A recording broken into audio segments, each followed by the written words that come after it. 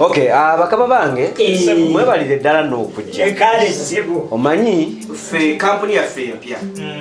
Ate nga twetaaga netiwaaka yaffe etuuke ku buli muntu.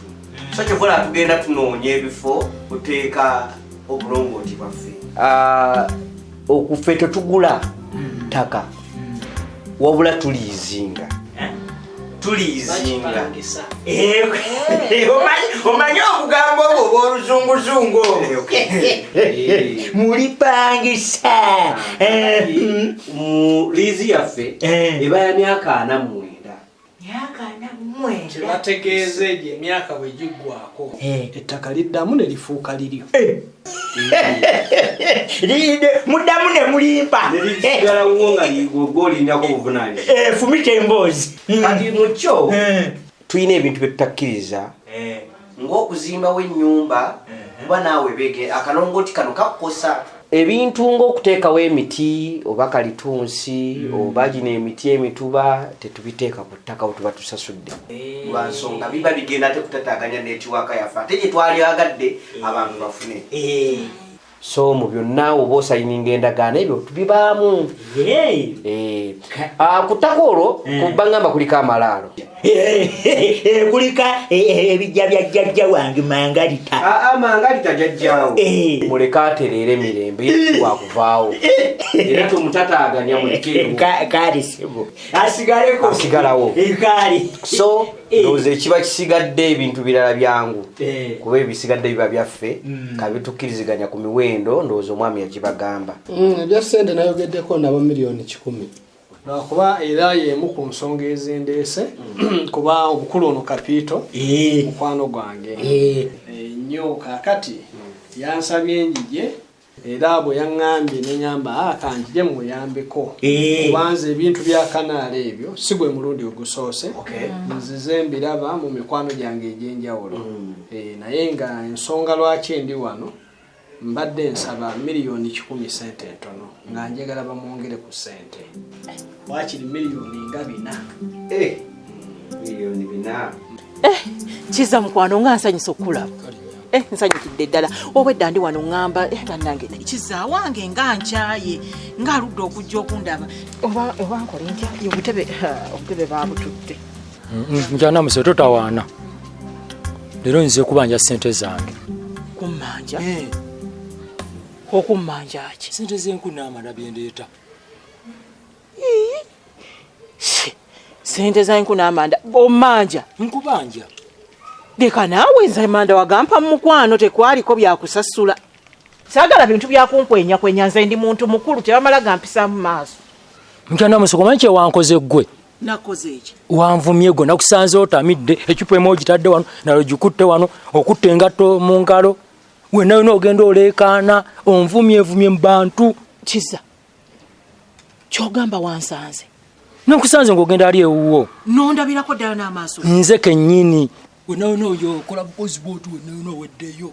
Omukazi omukulu gwe. Nenkuvuma. Wanvumye kyotanvumye nga tekiriyo ndi kasajja kampi. We sina magezi. Byonna wabinnangidde. N'onvuma akasajja akabi nga walya n'obusente bwange. Nenjogera ebyo byonna ebigambo. Byonna ng'obyogera ggwe. Tekisoboka kyeka kizompaayiriza. Ggwe wennyini nyi mukyana musoke wayogedde ebigambo bingi nga wootanjagala nga bwotolinjagala byonna ggwe abyogedde. Kubanga nanyweddemu obucupa busatu buna bwe butyo tebwabadde bungi nnyo ate ntandika ntya okwogera ebigambo ebyekyewusa bwe bityo. Kiza okimanyi bulungi nnyo obulamu bwange bukolera ku ggwe essuubi lyange ntandika ntya okuvuma. Mukyana musoke twayawukanye nakumaze omubyomukwana byawedde. Kiza tosobola kumala googera kigambo bwe kityo. Wayawukanye nani? Naawe. Wano buli lunaku bulijjo gamba mbonjagala. Ng'obeera ompaana buli lunaku ne bwekuyombesa okomawo kati saawa eno ng'ogamba munno wankyayi ng'ate naawe kitegedde nti gwabadde mwenge. Mukyana musoke abaganda bagamba Bobi. Ebyo bya kiyaye bye bagamba mbu simanya wa mwenga alisanga ku mwoyo. Kati nze n'ebigambo by'oyogerako ku mwoyo gwange tebyabaddeko kati nabijjeewo. Twala eri tetusobola kumala gaawukana olimba. Ebyo bagera bugerezi ngero. Wabingaye mukyana musoke. Kale kyanyambye Nwangabe siri size yo, siri steeke yo. Ate ekira nawe mukyana musoke. Nawe oli mukazi mukadde. Kyanya okugenda kufuna abawala abato abaja mu size yange. Kiza. Bonda biraddala nga ndi mutuluba ly'abakadde. Gwe watunula mwala bange oli muto. Oli muto. Wagenda okutuzungazunga ku kyalo kuno kwonna n'ojjeje ndi wali tokiraba nti ndi mukulu. Asiri wakunze nawe ani mukadde. Nze no mukumanya kwange mbadde mmanyi nti ebyo mwabimaliriza eri ekya ssente nga tugenda kukola bukozi kusayininga. Era y'ensonga lwaki nazze ne kansala ono ku bintu ng'ebyo akabule.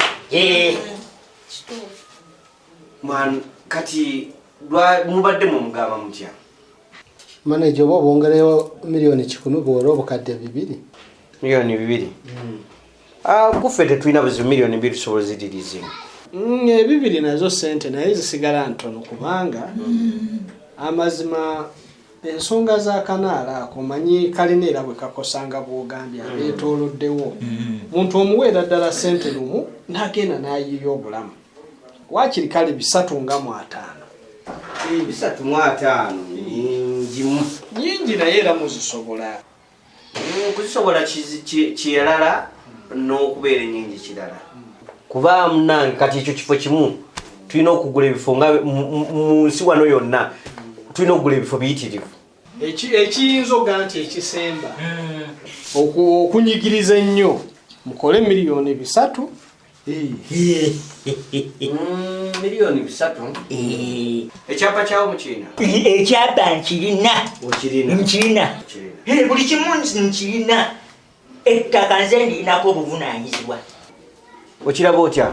Manager bw'obawa milioni 3 nze mba nfunirawa. Bw'oyogerezeganya n'abantu bano ne tukwata milioni 3 ne tuzibasasula bo ne bakuwaako omutemwago.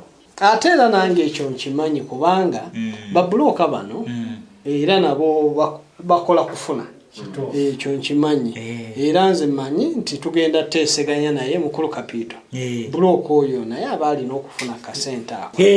Ekyo etukirwako ekyo ogwo omutima kisobola okusalawo essaawa zino n'ensaawo sente ze ngenda omuwa omukulu ono ngenda kumuwa emitwalo 10. Kapito. Emitwalo 10 azikoledde oyinamu emitwalo egyo. Emitwalo 3 mukyala wange akkiriza ate ono bwayogera nziramu mukulu tugenda kuwa emitwalo wagindaba 3. Kapito temunyuma mulimu mukulu oyo gwakoze. Ate kunyuma sente ze mwogereramu ntono nnyo. Babulooka abo bafunira ddala sente ezitegeerekeka. Ekisooka gwe okimanyi nti omukisa gwo ogw'okugaggawala gwayitiddemu ye. Era yabadde asobola okugutwala ewalala. Ekyo sikigaana. Kati kitegeeza naye tomulemesa kulya ku mukisa gwo. Kati nze mbadde nteesa akiri yalifunye obukadde nga 5. Kanso nkwate milioni 5 nziwa omusajja ono akoze mulimu ki? Kiki ekinene nnyo kyakoze ekinkwasa zo zonna sente nzimuwe. Mbadde wanagambanga ng'osinika obunyombo simanya myaka gyange kati sebo togiraba. Mukyana Namusoke nali ndabye bubi. Siri walira muli gwe kakadde n'obukadde. Mukyana Namusoke twayawukanye newekibaki ebyalaavu byaweddewo. Kale oba byaweddewo biggwewo naye nze toddamu kutandika kummanyiira. Awo kirungi. Siri wa. N'ekyo ekiru ekyekisinga okwagala njagala ompe ssente zange. Ezaki mukulu njagala obeemu obwongo mu katweko omu. Nze tommanja wadde 10. Bw'oba oyagala kutandika kummanja genda ovuge motoka y'amanda n'enko bireete wano tutandike kwebala bupya. Nze bino byowooza mbu simanyi ommanja tolina ky'ommanja. Gano amanda wagaleeta mu mukwano wali onkwana kusooka mba wamalira budde. Kale tukkiriziganyizza ebyo byali bya mukwano naye kati byenziramu okuleeta njagala kaasi. Awo binaaba biri alabye ebyo. Okyudde Mukyana Namusoke. Bwe naaba nziyina naazisasula naye ebyakaakati toddamu nakummanja. Siddamu kuleeta bbanja wano wuwo. Watu ina kasijja kuwa. Kale naagagula. Ate bagambye ogenda kusuubula gakuyiwe era ogenda gatuleeta ogatuguze tugaguze abantu. Njaguza abalina kaasi naye gwe sijja kuguza. Ate olina lisigagulayo wali tonnankwana. Aleze waki obadde tonsasula. Ate oli bagambye nali sigagula nga nina wali tonnankwana nali sigagula. nesiriwalizaako mukyana musoke nkukooye nkumaze tusigaze bya bizinensi nange nkukooye okiwulidde era okuleeta n'amata njagala kaasi kalabe owulidde onewunzizaako nyini mbe simanya amanda simanya kashi yewunza onoolekayo gampa nendabe bwe siikole oba olowooza goyeka g'osuubuza amanda bannange omwenge nga mubi obucupa bwe nanywedde obwo obutono bwe butyo nagenze kutandika kulokompoka na bigambo ebyo byonna kale nomunanga akasajja mbadde nkafunamu obusente bwako kati laba akasajja bwe nagenze kagamba bigambo bituufu netidde wenzi gy'omuwogo kyokka kabadde kambeerawo kampa ssente kati wuyo kaali kajjuza ekibanda ku bwereere kyokka laba omwenge bwe gundokomposa ebigambo ebyo byonna kati weewunye nanywedde gwaki era namusoka akajanja kange ekyantutte ewa Robert Mbuusi manyi omwana yakola ebbaala kiki kati laba bwe nfiiriddwa ate ndabika nakoze ensobi nnyingi kubanga namusoke nakyawa abantu ku KIRIBEDDA kuno kyeka nazizza emisango ndooza nagenze njasamayasama buli gwensanga nga mugamba ebitategeerekeka namusoke enfudde leero ngenda kubulwa wempita naddamu okulaba ku kasitoma wano Kanzo okimanyi nti obukadde 5 tubanga abagabanidde wakati jeewa wakati ku milioni 3 omwaka milioni 5 bamusigaza milioni 2.5 manager milioni 5 zonna nga kwatenga mwe mulimu ky'omunene nnyo gw'abakozi ate ekirala saagala mwerabire nti omusajja oyo yasoose n'abagamba milioni 10 era mubadde mwazikiriza kati bwe tuba tukanyiza n'omukulu ne bakkiriza obukadde 3 kyekigaano muwe milioni 5 naye agalye naye Kanzo kino nkikola kululwa tewali buzibu nkikola kululwa kale nzikiriza okumuwa emiliyoni 5 naye nkikoze kululwa kale ndowooza naawe mukulu okkiriza nzikiriza wakiri 5 manyi naawe oba tebakunyigiriza kakati n'ekirala Kanzo gwe nakuwaayo mmeka nze kinaasinziira kijja kuva gy'oli gwe kyonooga nti kino kubanga nze sikolera ssente wabula nnyamba gwe nga muki n'omukwano gwange naye bw'oba ogaanyi nti Kanzo kano kaako ate ŋŋaana ssente egandika akati manager mukama wange gwate oyagala nkuweeyo mmeka omanyi saagala muntwale bubi nze siina mutawaana mufunze toyagala owulidde kakati mukama wange kakati ensasula ye egenda kubeera etya tulina agreement wano zetusayininga kati muzo agreement zino okuteeka account number yo account number ya banka oba ne banka kwe bakuteera ssente kwe baziteeka manyi togirina naye betujja bifaako talina account number zate mbimanyi mwabasoma kakati account wetussa ssente ezo netukuwa check yaffe makiwalinga mu mwezi gumu ssente bazisasula naye zikulira mu mwezi gumu n'olyoka ozifuna nga kikyakula kakati ante mulimu okukula ate ne mugamba mbw ate yina okugenda ku ssomero tesoma mukulu ono kamutwale aggulewo akawunti tukomewo saayiri yagadde kozesa yange embeera twanguwe komewo tujje nga buli kimu weekiri asayininge